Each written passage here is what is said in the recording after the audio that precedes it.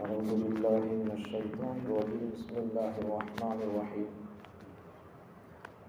أولا يعلمون أن الله يعلم ما يسرون وما يعلنون ومنهم أميون لا يعلمون الكتاب إلا أماني وإنهم إلا يظنون فويل للذين يكتبون الكتاب بأيديهم ثم يقولون هذا من عند الله ليشتروا به ثمنا قليلا فويل لهم مما كتبت أيديهم وويل لهم مما يكسبون أولا يعلمون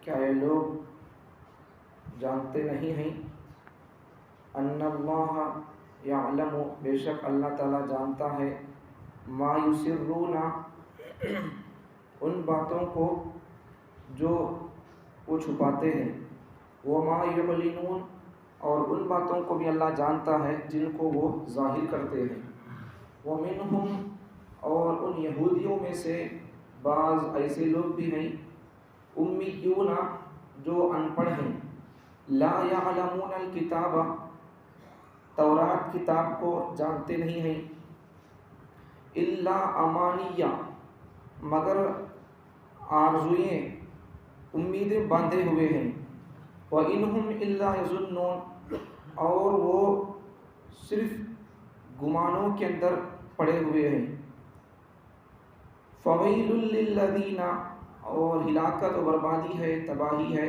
ان لوگوں کے لیے یکتبون الکتاب جو کتاب لکھتے ہیں بِأَيْدِيهِمْ اپنے ہاتھ سے ثم یقولون پھر کہتے ہیں ھذا من عند اللہ یہ اللہ کی طرف سے ہے لیشتروا به ثمنا قلیلا تاکہ اس کے ذریعے سے تھوڑا سا نفع حاصل کریں فویل لہم ہلاکت اور بربادی ہے تباہی ہے ان لوگوں کے لیے مما کتبت ایدیہم جس کو ان کے ہاتھوں نے لکھا وویل لہم اور ہلاکت اور بربادی ہے ان لوگوں کے لیے مما یکسبون جو ان کے ہاتھ کماتے ہیں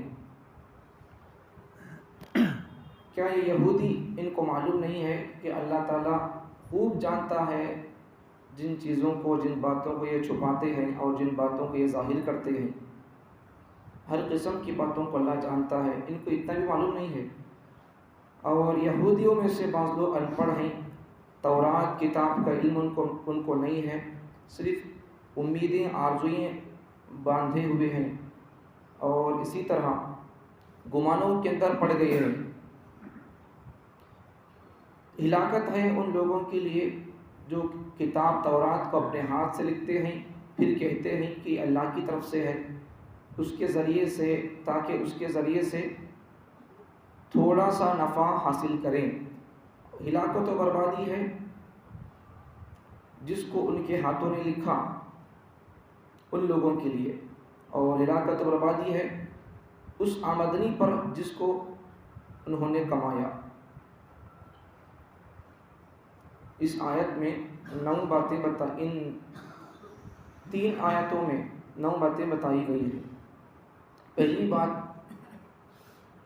یہودی لوگ یہ اتنا بھی سمجھ نہیں رہے ہیں کہ جو باتیں یہ لوگ چھپا رہے ہیں جو باتیں یہ لوگ ظاہر کر رہے ہیں اتنا بھی اللہ کو علم نہیں ہے یہ بھی نہیں سمجھ رہی ہوں جو باتیں یہ ظاہر کرنی یا چھپانی ساری چیزوں کا اللہ کو علم ہے دوسری بات یہودیوں میں سے کچھ لوگ ان پڑھ ہیں ان کو کتاب پڑھنا آتا نہیں ہے تیسری بات صرف آرزوئیں امیدیں لگائی بیٹھے ہیں چوتھی بات اپنے صرف گمانوں کے اندر پڑے ہوئے ہیں پانچویں بات یہ لوگ ان کے لیے بربادی ہے ہلاکت ہے کیا وجہ سے بربادی ہلاکت ہے اپنے ہاتھوں سے کتاب لکھتے تھے تورات کتاب اپنے ہاتھوں سے لکھتے تھے چھٹی بات لکھنا اپنے ہاتھوں سے کتاب غلط بات ہے اب پھر اوپر سے بولتے کیا تھے اپنے ہاتھوں سے کتاب لکھ کر بولتے تھے یہ اللہ کی طرف سے ہے ساتویں بات اب اس اپنے ہاتھوں سے لکھ کر کیا حاصل کرنا چاہتے تھے؟ دنیاوی نفع حاصل کرنا چاہتے تھے. 8ویں بات، تو ان کی اس لکھت پر بربادی ہے، عذاب ہے. 9ویں بات، تو ان کی اس آمدنی پر ان کی ہلاکت ہے، ان کی اس آمدنی پر بھی جو وہ کماتے ہیں. کل 9 باتیں ہو گئے.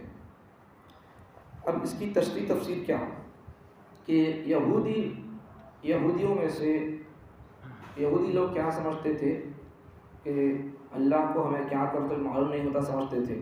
ہمیں کیا تو چھپائی بات تو وہ اللہ کو معلوم نہیں ہوتی، مسلمانوں کو معلوم نہیں ہوتی سمجھتے تھے. ہمیں کیا بولے مسلمانوں کو اللہ کو دش معلوم ہوتا سمجھتے تھے. حالانکہ اللہ ہر بات کو جانتا ہے، ہر چیز کا اللہ کو علم ہے، چاہے انسان ظاہر کرے یا انسان اپنے دل کے دہی پات رکھے، ہر چیز کا علم اللہ کو معلوم ہے. ایک بات تو یہ. اور ایک بات کیا کہ یہودی لوگوں میں سے بعض لوگ امی تھے، ان پڑھ تھے، ان کو کتاب پڑھنا آتا نہیں تھا، تورات کا علم نہیں تھا، تورات کے علم سے واقف نہیں تھے. تب امیدیں مان لیتے تھے، امیدیں اور گمان رکھ لیتے تھے، امیدوں پر اور گمانوں پر اپنی زندگی گزارتے تھے. کیا گمان کیا امیدیں تھیں وہ؟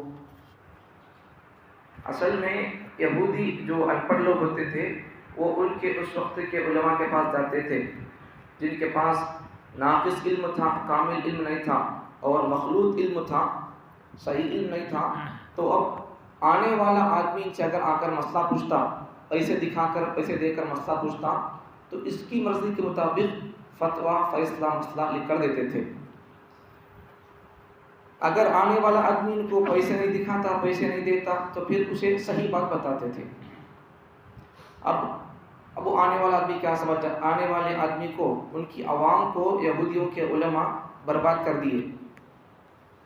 عمل بھی نہیں کرتے تھے، حضور پر ایمان بھی نہیں لاتے تھے یہودی لوگ.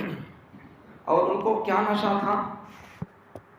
ہمیں اللہ کے خاص بندے، ہمیں نبیوں کی اولاداں، نبیاں اگر ہوئے تو ہمارے مثل نبیاں ہونے کا، ہمارے علاوہ کسی اور خاندان اور نسل سے نبیاں نہیں ہوتے. اور اب تک بھی نبیاں ہمارے خاندان میں سچ ہوئے سو ہمیں نبیاں کے بچے، ہمارے اوپر کیا بھی عذاب نہیں ہوتا. اور مرنے کے بعد ہمارا مقام دوسرا کون سا ہوگا؟ جنت ہوگا. یہ گمان کرتے تھے دنیا کے اندر. عمل گمل، نبی پر ایمان لانا، یہ سب کیا بھی نہیں، اپنے گمانوں کے اندر مست تھے. ہمیں نبیاں کے بچے، نبیاں ہمارے خاندانوں میں پیدا ہوئے، ہمارے سے پہلے بھی ہمارے خاندان میں نبیاں آتے تھے.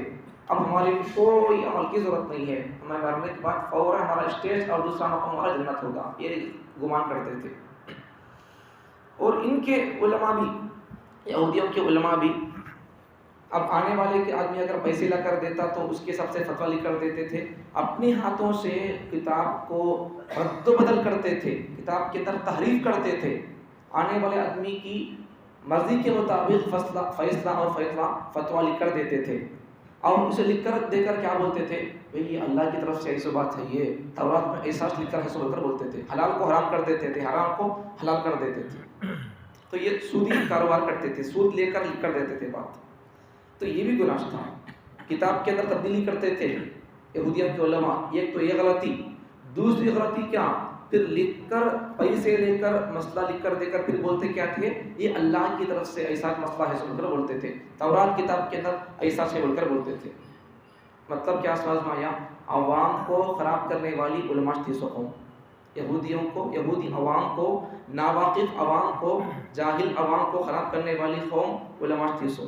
ان لا کر پیسے دیتے تھے، ان کے مسجد کے مطابق فتوے لکھ کر دیتے تھے. اور وہ آنے والے لوگ بھی اتنا بھی ان کو بھی عقل نہیں تھی کہ ہمیں اگر ایک آدمی ان کو پیسے لا کر دے رہا تو ایک مسئلہ لکھ کر دے رہی. پیسے نہیں سر کا ایک آدمی آ کر چپکے سے مسئلہ پوچھ رہا تو اسے دوسری بات بتا رہی. پیسے لایا تو ایک الگ بات بتا رہی، پیسے نہیں لایا تو اسے الگ بات بتا رہی. تو آنے والی عوام کو بھی اتنا بھی سینس نہیں تھا. انہوں کیا بولتے تھے وہ مان کر چل جاتے تھے. تو یہ حال تھا ان کا. اب اپنے ہاتھوں سے لکھ کر دیتے تھے. تو ایک تو کیا کتاب کے اندر تحریف تبدیلی کرتے تھے، دوسرا رشوت لے کر مسئلے لکھ کر دیتے تھے، تیسرا ان کی عوام بھی عمل نہیں کرتی تھی، حضور پر بھی ایمان نہیں لاتی تھی، اپنے خیالوں کے اندر مست تھے کہ ہمیں مرنے کے بعد جنت ملے گی. ہمیں عمل کرنے کی ضرورت نہیں. اللہ اچھا اگر اللہ ہم کو جہنم میں ڈال بھی دیا تو ہم کو بھی تھوڑی مدت کے لیے اللہ تعالیٰ ہم کو جہنم میں رکھے گا, پھر اس کے بعد اللہ کیا کرے گا, جنت کا فیصلہ کر دے گا. یہ ان کے دنیا کے اندر گمان تھے. حالانکہ اللہ تعالیٰ کسی کا باپ نبی ہے یا کسی کا بیٹا نبی ہے یہ سمجھ کر اللہ, یہ دیکھ کر اللہ تعالیٰ جنت کا فیصلہ نہیں کرتا.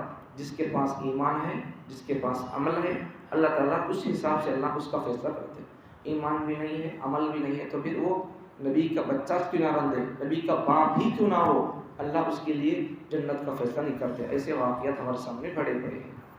تو اس لیے اللہ تعالیٰ سے ہمیں ایمان اور عمل دونوں کر کے اللہ پر امید رکھنا ہے. اللہ تعالیٰ مجھے معاف کرتا بول کر, ایمان بھی نہیں ہے, عمل بھی نہیں ہے, تو پھر امید اللہ سے لگانا یہ خام خیالی ہے, اور ان کے سر کا ہمارا گمان ہو جائے گا. پھر ان کے پاس عمل بھی نہیں ہے, ایمان بھی نہیں, پھر بھی اللہ کے ساتھ امیدیں لگا کر بیٹھے کہ ہمیں نبیوں کے بچے, نبی ہمارے خاندان میں آئے, ہمیں نبیوں کی اولاد ہیں, اللہ ہمارے حق میں پکا جنت کا فیصلہ کرتا. یہ گمان اور یہ یقین, یہ آرزویں تمنائیں لگائے بیٹھے تھے. حالانکہ ایسی کوئی بات نہیں ہے. ایمان ہے, عمل ہے, شریعت سنت ہے, نبی کا طریقہ ہے, قرآن پر عمل ہے, تو پھر اللہ تعالیٰ اس کے حق میں اچھا فیصلہ کر سکتا ہے. اللہ تعالیٰ مجھے اور آپ کو رشوت سے, سود سے اور قرآن کا سودا کرنے سے, ایمان کا سودا کرنے سے محفوظ فرمائے, اور قرآنی باتوں پر عمل کرنے کا جذبہ پیدا فرمائے.